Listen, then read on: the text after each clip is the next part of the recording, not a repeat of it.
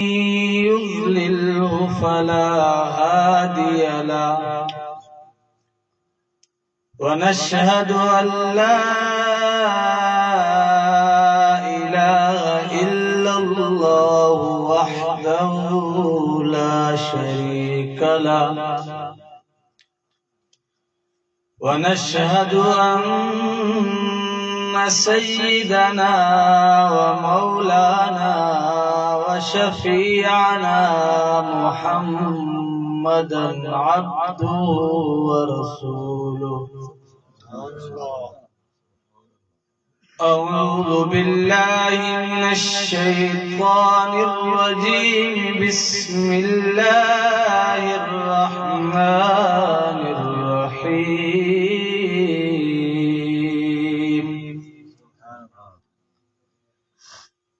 يا أيها الذين آمنوا كتب عليكم الصيام كما كتب على الذين من قبلكم لعلكم تتقون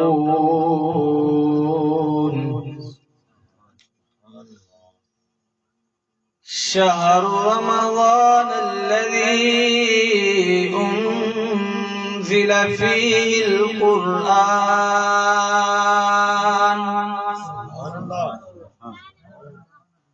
هدى للناس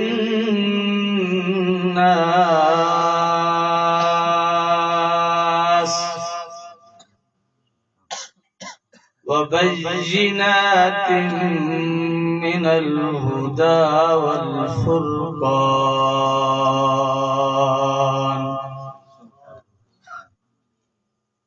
فمن شهد عليه صدق الله العظيم اللهم صل على محمد وعلى آل محمد كما صليت على إبراهيم وعلى آل إبراهيم إنك حميد مجيد اللهم بارك على محمد وعلى آل محمد كما باركت على إبراهيم وعلى آل إبراهيم إنك حميد مجيد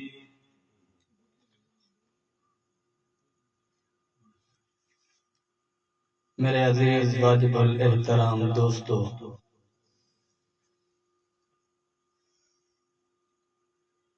جیسا کہ تمام حضرات کو معلوم ہے کہ رحمتوں والا، برکتوں والا، فضیلتوں والا مہینہ سایہ فگن ہو چکا ہے،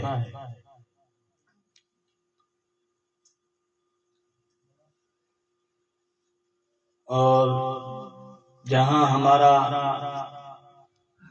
مہمان ہمارے پاس آنے والا ہے، وہی ہم پر ایک آزمائش میں کھڑی ہے کہ ہمارا فصل پک کر تیار ہو چکا ہے اور اہل ایمان کا امتحان شروع ہو گیا ہے۔ ایک طرف فصل کی کٹائی کرنی ہے اور دوسری طرف اپنے مہمان کی میزبانی کرنی ہے، تیسری طرف قیام اللیل کرنا ہے، رات کو تراویح کرنا ہے۔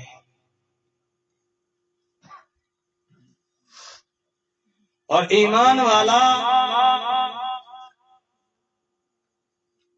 یہ نہیں دیکھتا کہ میرا انجام کیا ہونے والا ہے، میں تھک ہار کر گر جاؤں گا، مر جاؤں گا، یہ نہیں دیکھتا، بلکہ عاشق کا مزاج یہ ہوتا ہے کہ وہ اپنے ربا کا، اپنے محبوب کا حکم بجا لاتا ہے، چاہے اس کی جان ہی کیوں نہ چلی جائے۔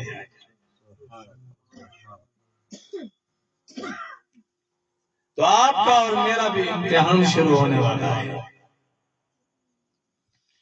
اور ایسا نہیں ہے کہ آپ پر اور مجھ پر یہ امتحان آیا ہے، ہمارے بڑوں پر ہم سے بھی بہت بڑا امتحان آیا، اتنا بڑا امتحان آیا کہ ہم تصور بھی نہیں کر سکتے۔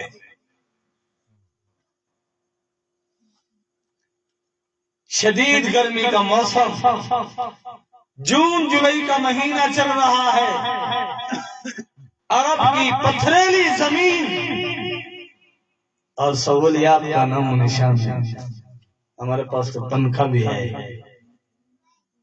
اور آج کل پلیٹیں آئی ہوئی ہے، لائٹ چلی جائے تو بھی پرواہ نہیں، اور وافر مقدار میں کھانا بھی ہے، اور ٹھنڈا کر کے پینے کے لیے پانی فریزر بھی دستیاب ہے۔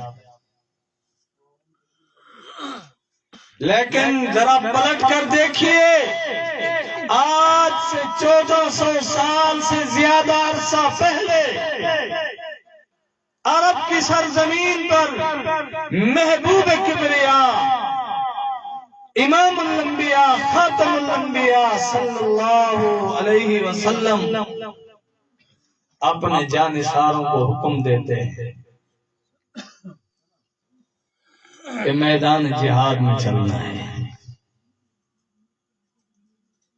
خون بہانا ہے،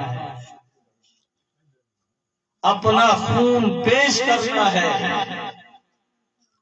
اپنی جان پیش کرنی ہے۔ شدید گرمی کا موسم اور تنگ دستی کی کیفیات چیک کیجئے کہ صحابہ کہتے ہیں کہ صبح ہم ایک کھجور کے ساتھ روزہ رکھتے تھے اور شام کو پانی کے ساتھ افطار کرتے تھے۔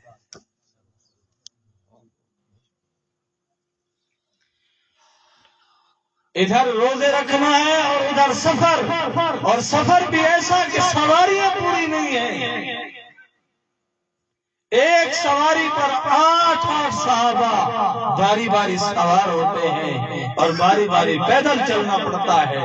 یہ کیفیت، لیکن اللہ کے عاشق سے، رسول اللہ صلی اللہ علیہ وسلم کے عاشق سے تو عذر پیش نہیں کیا، بہانہ پیش نہیں کیا کہ یا رسول اللہ گرمی کو تو دیکھ لیجیے، ایک مہینہ ٹھہر جائیے، عید کے بعد چلیں گے، یوں نہیں کہا، آگے سے مشورہ نہیں دیا، ترتیب نہیں بتائی، ترکیب نہیں بتائی، بلکہ جیسے ارشاد ہوا عرض کیا لبیک یا رسول اللہ صلی اللہ علیہ وسلم، فداک امی و ابی یا رسول اللہ صلی اللہ علیہ وسلم، ہمارے ماں باپ آپ پر قربان ہو جائے، آپ حکم کیجئے۔ ہم جناب موسیٰ علیہ السلام کے ماننے والوں کی طرح نہیں ہیں کہ کہہ دیں کہ تو جان تیرا رب جانے، ہم جان دینے والے لوگ ہیں۔ آقا آپ کا حکم آیا، ہم چلنے کو تیار ہیں، اور چل کر دکھایا، روزے رکھ کر دکھائے، ماہ رمضان میں طویل ترین سفر کر کے دکھایا، اور ایک دن کا سفر نہیں، پورا ماہ رمضان چلتے رہے، اور جب آخر میں میدان جنگ میں پہنچے تو وہاں بقیہ جتنے بھی ماہ رمضان کے دن بچے تھے میدان جہاد میں ٹھہر کر دشمن کا مقابلہ کرنا پڑا، لیکن روزہ نہیں چھوڑا۔ اب آپ کا اور میرا امتحان شروع ہوا ہے، اور یہ ایسا امتحان ہے کہ دین کی خاطر نہیں ہے، تیرے میرے پیٹ کی خاطر ہے۔ فصل پک چکا ہے، اور وہاں ماہ رمضان بھی تھا، فصل بھی تیار تھا، اور جہاد کا سفر درپیش تھا، تو ساری قربانیاں دے دی، فصل بھی چھوڑ دیا، بیوی بچے بھی چھوڑ دیے اور سفر میں سواریاں نہیں تھی، پیدل چلنے کو تیار ہو گئے، اور صرف تیار نہیں ہوئے، چل کر دکھایا۔ آج تیری اور میری باری ہے، ادھر فصل کاٹیں گے، ادھر ماہ رمضان کے روزے رکھیں گے۔ حضرت سلمان فارسی رضی اللہ عنہ فرماتے ہیں شعبان کی آخری تاریخوں میں سے کوئی تاریخ تھی، مسجد نبوی میں امام الانبیاء صلی اللہ علیہ وسلم نے اپنے صحابہ کو جمع فرمایا اور ایک خطبہ ارشاد فرمایا، اور خطبے میں امام الانبیاء صلی اللہ علیہ وسلم نے یہ آیت تلاوت فرمائی، یا ایھا الذین آمنوا کتب علیکم الصیام۔ اللہ خالق کائنات ہے، ہم مخلوق ہیں، اللہ احکم الحاکمین ہے، ہم محکوم ہیں، لیکن قربان جاؤں اللہ کے کرم نوازیوں پر، اللہ کے نوازشات پر، انعامات پر، مہربانیوں پر۔ مالک جب اپنے نوکر کو حکم دیتا ہے کسی کام کا تو وہ بڑی سخت زبان استعمال کرتا ہے۔ میری طرف دیکھیں، آنے جانے والے آتے رہیں گے، جاتے رہیں گے، تھوڑے اور زیادہ سے کوئی فرق نہیں پڑتا۔ میں اپنے مرشد کے پاس جایا کرتا تھا جب تبلیغی اجتماع ہوتا ہے ریونڈ کا، تو حضرت فرماتے تھے کہ جب سب ادھر ہوتے ہیں یہ ادھر ہوتا ہے، اب سب فصلوں میں ہیں آپ ادھر ہیں، تو مال لوٹنے کا بہترین موقع ہے۔ جب زیادہ ہو تو حصہ تھوڑا آتا ہے، اور جب تھوڑے ہو تو حصہ زیادہ آتا ہے، وہ اللہ کی محبت کا حصہ، اللہ کی کرم نوازی کا حصہ۔ تو بہرحال میرے دوستو، حضرت سلمان فارسی رضی اللہ عنہ فرماتے ہیں امام الانبیاء صلی اللہ علیہ وسلم نے ہمیں خطبہ ارشاد فرمایا اور یہی آیت پڑھی، یا ایھا الذین آمنوا۔ مالک اپنے نوکر کو جب حکم کرتا ہے سخت زبان میں، سخت الفاظ میں کرتا ہے اور کہتا ہے اوئے، لیکن اللہ احکم الحاکمین، ہم محکوم، وہ خالق، ہم مخلوق۔ میرے رب کا پیار دیکھیے ہم سے، کہتے ہیں یا ایھا الذین آمنوا، سرکے وہ میرے اپنے، میرے پیارے۔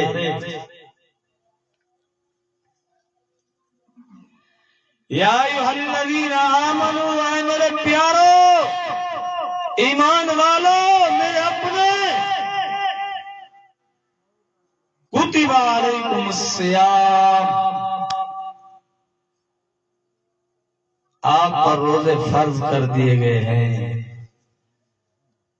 پتر، میرا دل تو نہیں آدھا جو میں تے کو سمجھاواں، میں تے کو آکھاں جو مزدوری کرا، دکانداری کرا، کھیتی باڑی کرا، میں کو جے تک تھئیے میں کما تے کو کھوائیں، میں تے کو تتی ہوا نہیں لگنے دی، میں تے کو کرے ہی کئی بندے سامنے ہاتھ نہیں پھیلاواں دیتا، میں کوشش کی زندگی دی ہر ضرورت خرید کریں تے تیرے اگو رکھ دیتے تاکہ تو سکھا تھی پویں، لیکن پتر تے کو کچھ کرنا پوسی تے اگو اپا فوراں ایریا دے پتر سارے کریں دے پھر تے کو ہی کرنا پوسی۔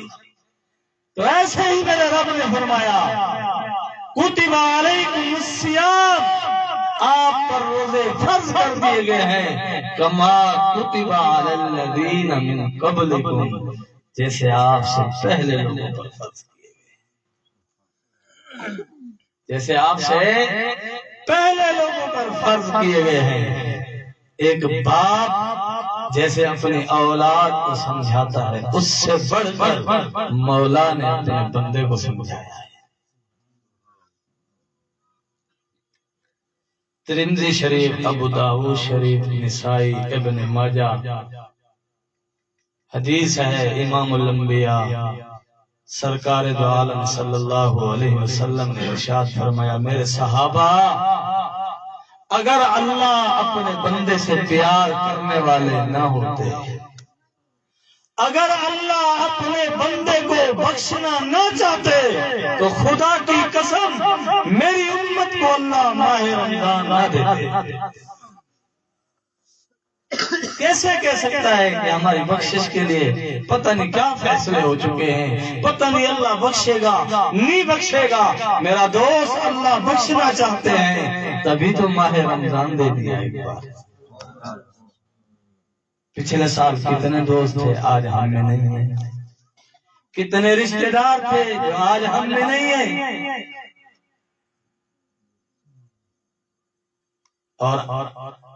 اور حدیث میں مسلم شریف کی حدیث ہے، امام الانبیاء صلی اللہ علیہ وسلم نے ارشاد فرمایا، میری امت میں سب سے بڑا بد نصیب، بد قسمت وہ ہے جو ماہ رمضان کو پائے اور اپنی بخشش نہیں کروا سکے۔ ان دو حدیثوں کو سامنے رکھیے، امام الانبیاء صلی اللہ علیہ وسلم نے فرمایا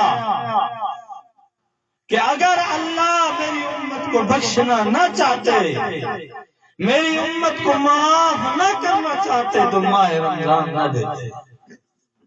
اور ادھر فرمایا کہ وہ سب سے بڑا بدقسمت، بد نصیب انسان ہے ماہ رمضان کو پایا اور اپنے گناہ نہ بخشوا سکا۔ تو حضرت سلمان فارسی رضی اللہ عنہ فرماتے ہیں، یہ آیت تلاوت فرمائی امام الانبیاء صلی اللہ علیہ وسلم، یا ایھا الذین آمنوا، میرے پیارے، میرے اپنے، میرے دوستو، اے ایمان والو، آقا غلام سے دوستی نہیں کیا کرتے۔ اصول، دنیا کا اصول اور دستور یہ ہے کہ آقا اپنے غلام سے پیار نہیں کیا کرتے، محبت نہیں کیا کرتے، کیونکہ یہ عیب ہے۔ لیکن قربان جاؤں خالق کائنات پر، رب ذوالجلال پر، کہ وہ آقا ہے، ہم غلام ہیں، اور ہم غلاموں کو، اور اس سے بڑھ کر ہم نادان بھی ہیں، اس سے بڑھ کر ہم نافرمان بھی ہیں، ناشکر بھی ہیں، باوجود اس کے بھی اللہ فرماتے ہیں، میرے بندوں میں آپ سے پیار کرتا ہوں، میں آپ سے محبت کرنا چاہتا ہوں۔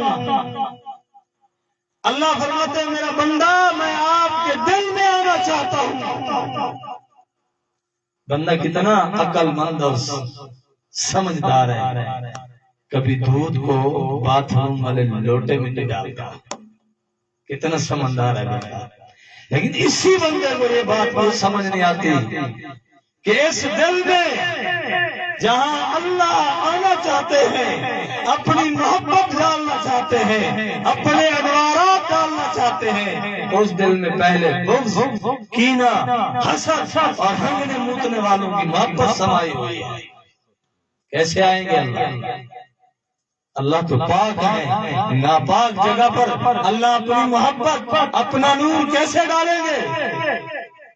تو میرا دوست اپنے دل کو پاک کرنے کی فکر کر، اور اللہ کی محبت کی پہلی سیڑھی یہ ہے، پہلا قدم یہ ہے اللہ کی طرف چلنے کا کہ جب انسان کو اللہ سے پیار ہو جاتا ہے، پھر وہ تیری میری میں نہیں پڑتا، پھر وہ اپنی میں پڑ جاتا ہے کہ میری نماز صحیح نہیں ہے، میری زکوٰۃ صحیح نہیں ہے، میرے اعمال صحیح نہیں ہے، میرے اخلاق صحیح نہیں ہے، میرا کردار صحیح نہیں ہے، اسے اپنی فکر پڑ جاتی ہے۔ اور جب تک اسے دوسروں کے عیب نظر آتے ہیں اس وقت تک یہ سمجھ لیں کہ اللہ کی محبت کی ہوا بھی نہیں لگی اس کو۔ اللہ کی محبت کی پہلی سیڑھی یہی ہے کہ انسان کے دل میں جب اللہ آتا ہے، اللہ کی محبت آتی ہے، اللہ کا نور آتا ہے، انوارات آتے ہیں، اللہ کی عظمت دل میں بیٹھ جاتی ہے، اس وقت بندہ دوسروں کے گناہ نہیں دیکھتا، اپنے دیکھتا، پھر اپنے ہی دامن میں ڈوب جاتا ہے۔ اسی کو اقبال نے کہا، اپنے ہی من میں ڈوب کے پا جا سراغ زندگی، اپنے ہی من میں ڈوب کے پا جا سراغ زندگی، زندگی کا سینہ پکڑ، کامیابی کا راستہ تلاش کر، اپنے ہی من میں ڈوب کر۔ اگر مخلوق کی طرف دیکھتا رہے گا کہ فلاں کیسا کر رہا ہے، کیا کر رہا ہے، کس طرح کر رہا ہے، خام خاص سر میں درد ہوگا بس۔ تو امام الانبیاء صلی اللہ علیہ وسلم نے فرمایا، رحمتوں والا، فضیلتوں والا، برکھوں والا مہینہ آپ پر آیا ہے، ایسا عظیم الشان مہینہ جس میں اللہ رب العالمین جنت کے سارے دروازے کھول دیتے ہیں۔ ایک اور حدیث میں آتا ہے، اللہ رب العالمین سارے آسمانوں کے دروازے کھول دیتے ہیں اور سارے جہنم کے دروازے بند کر دیتے ہیں، اور فرشتوں کو کہتے ہیں، اعلان کر دو میرے بندوں میں، اعلان کر دو میرے بندوں میں، کون ہے ایسا جو اپنے گناہ بخشوانا چاہتا ہو۔ ایمان والو، جنت آپ کے لیے کھول دی گئی ہے، اس جنت میں محلات تیار کر۔ جنت ایک چٹیل میدان ہے، ہم نماز پڑھتے ہیں، سبحان اللہ کہتے ہیں، الحمدللہ کہتے ہیں، تو وہاں درخت لگنے شروع ہو جاتے ہیں، محل بننے شروع ہو جاتے ہیں۔ جیسے جیسے ہمارے اعمال بڑھتے ہیں، ہمارے درجات، محلات بڑھتے جاتے ہیں۔ تو بہرحال میرے دوست، امام الانبیاء صلی اللہ علیہ وسلم نے ارشاد فرمایا، میرے صحابہ، یہ ایسا مقدس بابرکت مہینہ ہے کہ غیر رمضان میں اگر آپ نفل پڑھو تو وہ 10 گنا ہوگی، لیکن ماہ رمضان میں آپ نفل پڑھو گے وہ 70 فرض نماز کے ثواب کے برابر ہو جائے گا۔ اور ایک فرض نماز پڑھو گے، 70 فرض نمازیں جو غیر رمضان میں پڑھو گے، اجر و ثواب اتنا بڑا ہو جائے گا۔ ہم کیا کر رہے ہیں؟ تو میرے دوست، بار بار سوچ کہ اللہ ماہ رمضان میں اپنی رحمت لٹاتے ہیں بندوں پر، اپنی معافی پیش کرتے ہیں، میرا بندہ مجھ سے معافی مانگ۔ کچھ دوست کہتے ہیں، میاں اللہ چاہتے تو انہیں معاف کر دے سی۔ حدیث قدسی ہے، اللہ فرماتے ہیں، مجھے میری عزت کی قسم، میرے جلال کی قسم، مجھے میری عظمت کی قسم، مجھے میری کبریائی کی قسم، جب تک تو مجھ سے جنت نہیں مانگے گا تجھے جنت نہیں دوں گا، جب تک تو اپنے گناہوں کی معافی نہیں مانگے گا تجھے معافی نہیں دوں گا، جب تک تو مجھ سے رزق نہیں مانگے گا تجھے رزق عطا نہیں کروں گا، جب تک تو مجھ سے عزت نہیں مانگے گا تجھے عزت نہیں دوں گا، جب تک تو مجھ سے میری دوستی نہیں مانگے گا میں اپنی دوستی تمہیں نہیں دوں گا۔ مانگنا شرط ہے، تو اللہ کے دربار میں آئیں گے، بارگاہ میں آئیں گے، مانگیں گے، کام ہوگا۔ پھر امام الانبیاء صلی اللہ علیہ وسلم نے ارشاد فرمایا، میرے پیارے صحابہ، ماہ رمضان میں جو شخص روزہ دار کو روزہ افطار کرا دے اسے بھی پورے روزے کا ثواب ملے گا، اس طرح کہ روزہ رکھنے والے کے روزے کے ثواب میں کمی نہیں ہوگی۔ غریب صحابہ بیٹھے تھے، کھڑے ہو گئے، یا رسول اللہ ایک سوال ہے، تھوڑی سی گزارش ہے۔ امام الانبیاء صلی اللہ علیہ وسلم نے فرمایا پیش کیجیے اپنی گزارش، درخواست۔ تو غریب صحابی ایک عرض کرتا ہے، یا رسول اللہ میں تو غریب ہوں، میں تو اتنا غریب ہوں کسی کو کھانا نہیں کھلا سکتا، اور آپ نے فرمایا جو کسی کو روزہ افطار کروائے اس کو پورے روزے کا ثواب الگ سے ملے گا۔ رونے والی شکل بنا دی۔ آقا اس سعادت سے تو پھر میں محروم ہو گیا، اس سعادت سے تو میں محروم ہو گیا۔ امام الانبیاء صلی اللہ علیہ وسلم نے ارشاد فرمایا، میرے پیارے صحابہ، میرے جانثاروں، کوئی آدمی کسی روزے دار کو تھوڑا سا دودھ پلا دے جس کی مقدار ایک گھونٹ ہو، یا لسی پلا دے، یا روزے دار کو روزہ افطار کرنے کے بعد ٹھنڈا پانی پلا دے، فرمایا اس سے بھی پورا اجر ملے گا۔ آپ کی غربت کا اعتبار نہیں ہے، آپ کے اخلاص کی اللہ کے ہاں قیمت ہے۔ اور میرے دادا پیر اس بات کو بڑا عجیب سمجھاتے ہیں، فرمایا ایک نماز فرض پڑھو گے غیر رمضان میں 70 نمازوں کے برابر ثواب ہوگا، نفل پڑھو گے فرض کے برابر ثواب ہوگا۔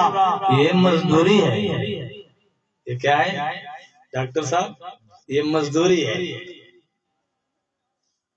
چچا بولا یہ مزدوری ہے۔ مزدور آئے، کسی مزدور کو 500 مزدوری ملتی ہے، کسی کو 1000 روپے ملتی ہے، اور کہیں مزدوری کر رہے 5-5 ہزار روپے ڈیلی کما لیتا ہے، تو یہ مزدوری ہے۔ لیکن فرمایا جو اللہ کا پیارا ہوتا ہے، اللہ سے محبت کرتا ہے، اخلاص کے ساتھ روزہ رکھتا ہے، تو اس کا گنتی کے اعتبار سے اجر نہیں ہوتا۔ پھر مثال دیتے تھے کہ گھر میں نوکر ہو، گھر کا سارا کام صحیح کر دے، تو شام کو آپ جتنا خوش ہو جائیں 5-10 روپے زیادہ دے دیں گے، 100 روپیہ زیادہ دے دیں گے، لیکن آپ کا اپنا بیٹا ہو اور گھر کا کام کرے تو باپ کی شفقت شام کو اتنا جوش میں آتی ہے، کہتا ہے بیٹا میں بھی تیرا ہوں، اور یہ گھر میں جو کچھ ہے سب تیرا ہے۔ جو اللہ سے محبت کر کے روزہ رکھے گا، اللہ سے محبت کر کے عبادت کرے گا، مولا اسے یہ نہیں فرمائیں گے کہ ایک کے بدلے 10 ہو گئے یا ایک کے بدلے 70 ہو گئے، بلکہ یوں فرمائیں گے میری کل خدائی تیری ہے، میری خدائی میں جس چیز پر ہاتھ رکھ تیرا ہے، کیونکہ میں خود تیرا ہو گیا۔ کسی اللہ والے نے ایک واقعہ کیا خوب لکھا اس پر کہ ایک بادشاہ نے اعلان کیا کہ آج جو شخص جو چیز مانگے گا وہ اس کے، کسی نے گھوڑے مانگے، کسی سے سونا، کسی نے جواہرات، کسی نے زمینیں مانگی، کسی نے اونٹ مانگے، کسی نے کیا مانگا۔ ایک بوڑھیا کھڑی تھی، بادشاہ کی طرف دیکھا، بادشاہ نے کہا او کملی، او بھولی، کھلدی مچکدی کھڑی ہے اکٹیا، کیا منگدی تو منگ۔ آکے بادشاہ میں جڑی شاید منگا ایسے، آکے بالکل دے سا۔ بادشاہ میں کو ڈر لگ دے مطا نہ دے، آکے نہ میں دے سا۔ اول سر مارے دے، آکے بادشاہ اتبار بیٹے بڑے لوگ ڈر لگتے مطلب نہ ہی دے وہ۔ آگے بادشاہ کے بھولی کملی، آج میرا دل کھلا پہ، آج میں دل نال سخاوت کی تھی بیٹا، جیڑی شاہ منگدی منگ، او بڑھڑی نال آتے بادشاہ دے موڑے دے ہاتھ رکھتے، آدھی ہے میں تیری ذات مانگن تیرے کو۔ بادشاہ کے بس کئی کچھ نہیں لٹیا، سارا کچھ ہی بڑھڑی لٹ کے دے۔ کسی نے کچھ بھی نہیں لوٹا، سب کچھ اس بڑھیا نے لوٹ لیا ہے، کیونکہ کسی نے خزانہ مانگا، کسی نے جگیر مانگی، کسی نے نوکری مانگی، کسی نے عہدہ مانگا، منصب مانگا، لیکن اس بڑھیا نے خود مجھے مانگ لیا ہے۔ اللہ کے عاشق، اللہ سے محبت کرنے والے لوگ خود اللہ کی ذات کو مانتے ہیں، اللہ کی ذات کو مانتے ہیں۔ رابعہ بصریہ نے ایسے تو نہیں کہ نہ تو اس کے ہاتھ میں جو پانی تھا اس سے جہنم کی آگ بل سکتی تھی، اور نہ ہی اس کے ہاتھ میں جو آگ تھی اس سے جنت جل سکتی تھی، کچھ بھی نہیں ہو سکتا تھا، لیکن اس نے محبت سمجھائی ہمیں کہ ایک ہاتھ میں آگ لی، دوسرے میں پانی لیا، عرض کیا مولا یہ آگ اس لیے لے کے کھڑی ہوں تیری جنت جلا دوں گی، یہ پانی اس لیے لے کے کھڑی ہوں تیری جہنم بجھا دوں گی، مجھے نہ جہنم کا ڈر ہے نہ تیری جنت کی لالچ ہے، مجھے تو آگ چاہیے۔ ہونے والا کچھ نہیں تھا، لیکن کہا اللہ مجھے تو آپ چاہیے۔ جب اللہ ہمیں مل جائیں گے ساری کائنات ہماری ہو جائے گی۔ ایک مجذوب تھا، بیٹھے بیٹھے کہہ رہا تھا، بڑی عجیب بات کر رہا تھا، اس نے کہا جو میں چاہتا ہوں وہ ہوتا، جیسے میری مرضی ہے ویسے ہو رہا ہے جہاں۔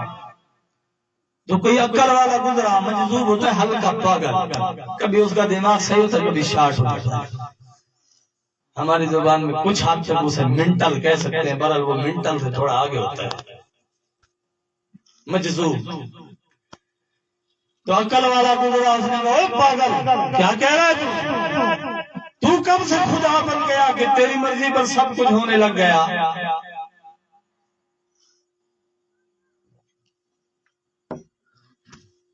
اس مجذوب نے کہا میں اللہ کا ہو گیا۔ حدیث قدسی ہے، اللہ فرماتے جو میرا ہو گیا میں اس کا ہو گیا،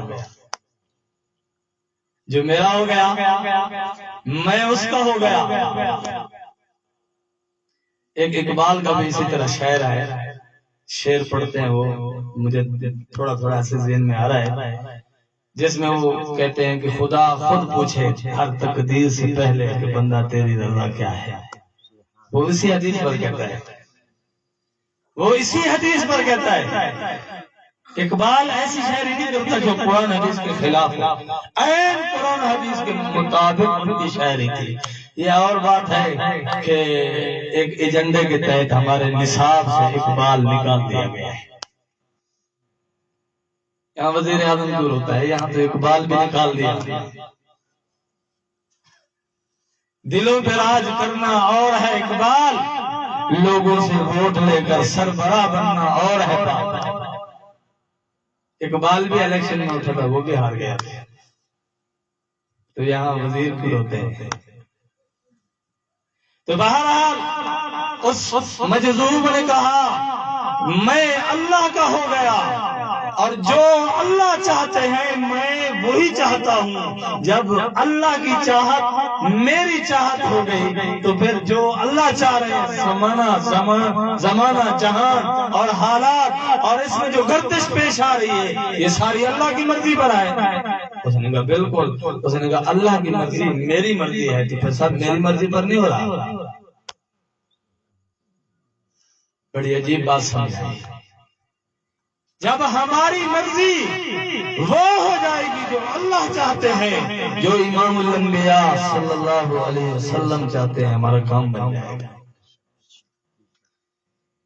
تو صحابہ کسی سعادت سے پیچھے رہنے کو برداشت نہیں کرتے تھے، اس لیے عرض کیا یا رسول اللہ صلی اللہ علیہ وسلم ہم تو غریب ہیں،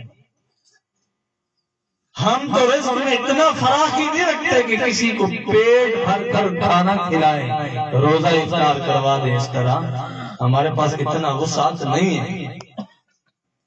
اللہ کے حبیب صلی اللہ علیہ وسلم نے ارشاد فرمایا جو ایک گھونٹ دودھ کا روزے دار کو پلا دے، ایک گھونٹ لسی کا پلا دے، یا ٹھنڈا پانی پلا دے، اس سے بھی پورے روزے کا ثواب ملے گا۔ لیکن ہمارا حال دیکھو، ہم کھانے والی سنت کو تو بڑی جلدی پکڑتے ہیں، لیکن دینے والی سنت ہم میں نہیں۔ پچھلے سال قاری رمضان صاحب اور میں ایک جگہ پھنس گئے روزے میں، تو وہاں ہمیں جاننے والا کوئی نہیں تھا، تو بازار سے ہم نے کھجوریں لی، ایک دو سموسے لیے، مسجد میں ایک طرف بیٹھ گئے۔ میں نے کہا پتہ نہیں یہاں لوگ ہمیں قبول کرے نہ کرے، تو ایک آدمی آیا کہتا حضرت ادھر دسترخوان لگا ادھر چلو، ہم ادھر گئے۔ ماشاءاللہ دسترخوان پر جتنے آدمی بیٹھے تھے کوئی بھی اپنی جگہ سے نہیں ہلا کہ ہمیں بیٹھنے کی جگہ دے گا، ہم پیچھے بیٹھے تھے۔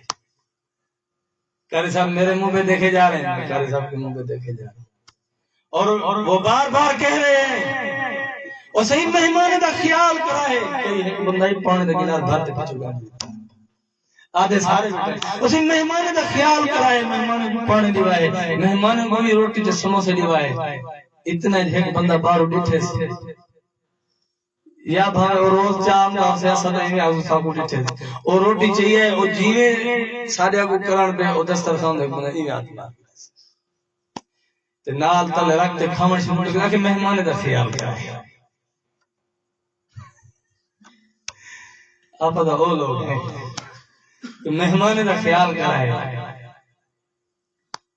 دوسروں کو کہہ رہے ہیں کہ بھئی آپ امر بالمعروف کا خیال کریں، ہماری خیر ہے، ہم چاہے باجے نہ چلاتے رہیں، آپ امر بالمعروف کا خیال رکھیں، خود چاہے نہیں عن المنکر ہو۔ مولانا صاحب، مولانا حاکم صاحب ادھر آ جائیں۔ تو بہرحال میرے دوستو، امام الانبیاء صلی اللہ علیہ وسلم نے فرمایا جو اس ماہ رمضان میں اپنے ماتحت لوگوں کے ساتھ نرمی والا معاملہ کرتا ہے، جو اپنے ماتحت لوگوں کے ساتھ نرمی والا معاملہ کرتا ہے، آپ کے پاس کوئی نوکری کرتا ہے تو آپ اس کو ماہ رمضان میں کام تھوڑا تھک نہ جائے، اور آپ گھر میں ہیں رزق تھوڑا بڑھا دیجئے، کیونکہ اس ماہ میں اللہ بے حساب رزق کے دروازے انسانوں پر کھول دیتے ہیں۔ یہ اور بات ہے کہ تو اور میں بخیل بن کر اپنے آپ پر بھی خرچ نہیں کرتے۔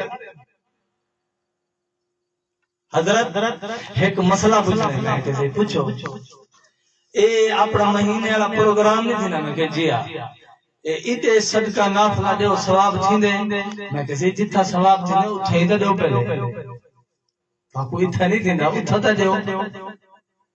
ماہ رمضان میں بھی ہم یہی کرتے ہیں، اپنے باپ کو روزہ نہیں کھلوائیں گے،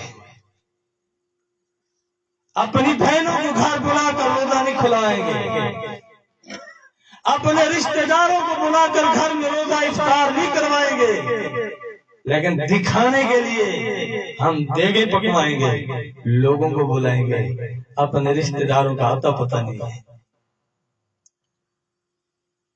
وَآتِ ذِی الْقُرْبَى، قرآن کو کہتے سب سے پہلے قریبی لوگوں کو دو، اور یہ حکم زکوٰۃ کا ہے، جہاں صدقہ نافلہ کی بات ہوگی تو اس میں تو حکم بدرجہ اولا ہوگا،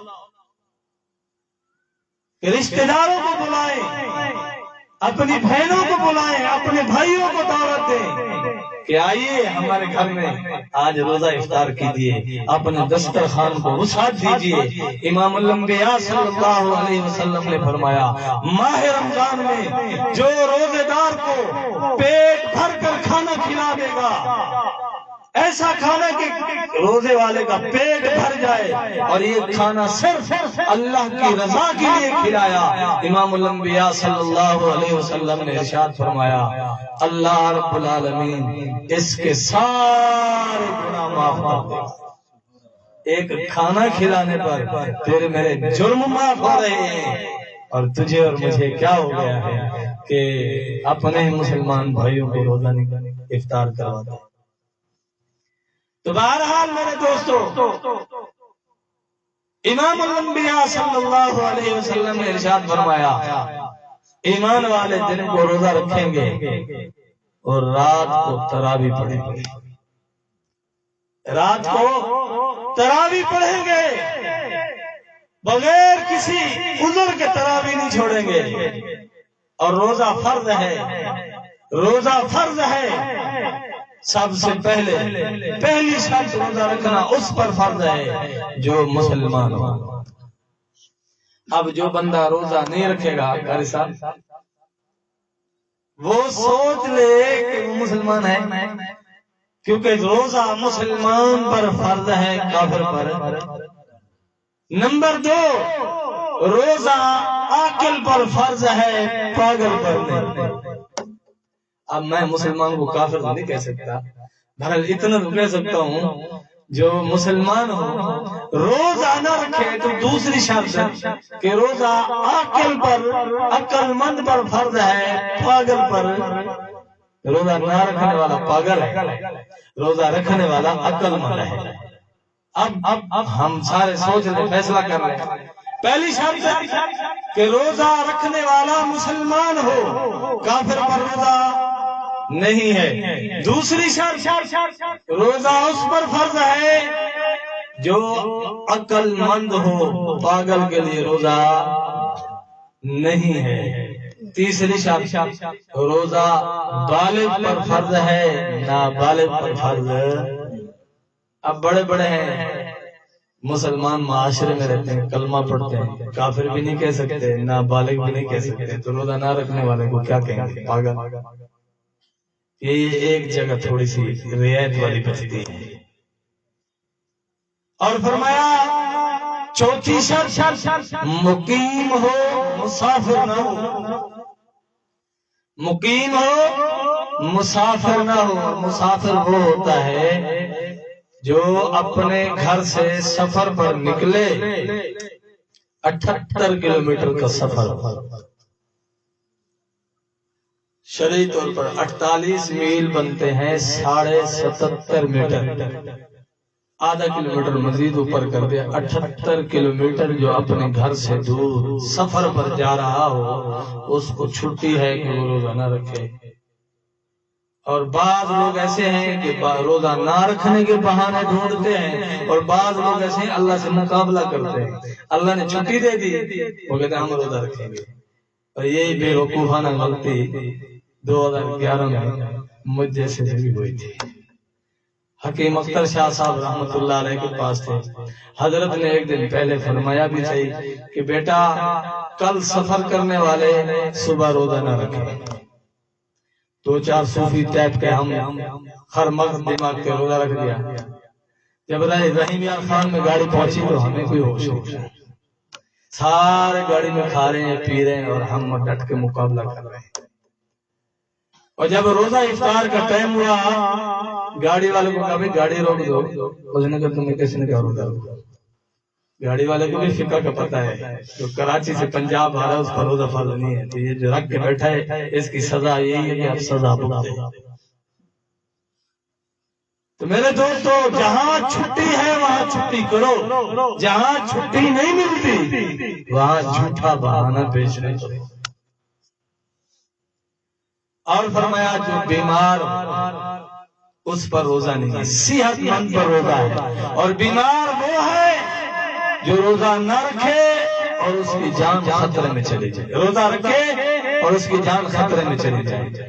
بیمار وہ ہے روزہ رکھے اس کی جان خطرے میں چلی جائے، اس کی بیماری اتنا شدید ہو جائے کہ آگے چل کر وہ لا علاج نہ۔ اور یہ باشرع شریعت کا پابند ڈاکٹر طبیب فیصلہ کرے گا، آپ نہیں کریں گے۔ تو یہ شرائط ہیں۔ تو پہلی شرط یہ ہے کہ روزہ رکھنے والا مسلمان ہو، کافر پر روزہ نہیں۔ دوسری شرط یہ ہے کہ روزہ رکھنے والا عقل مند ہو، پاگل پر روزہ نہیں۔ تیسری شرط بالغ ہو، نابالغ پر روزہ نہیں۔ باقی عذر وقت کے ساتھ اور ضرورت کے ساتھ معلق ہیں۔ اب ان 3 شرطوں میں مسلمان بھی ہے، عقل مند بھی ہے، بالغ بھی ہے، عذر بھی کوئی نہیں، روزہ بھی کوئی نہیں۔ اب میں کافر بھی نہیں کہہ سکتا، نابالغ بھی نہیں کہہ سکتا، پاگل تو کہہ سکتا ہوں، کیونکہ عقل مند پر روزہ ہے، پاگل کے لیے روزہ نہیں۔ تو بہرحال میرے دوستو، ایمان والوں پر روزہ فرض ہے، سارے دوست روزہ رکھیں گے اور تراویح پڑھیں گے، وما علینا الا البلاغ۔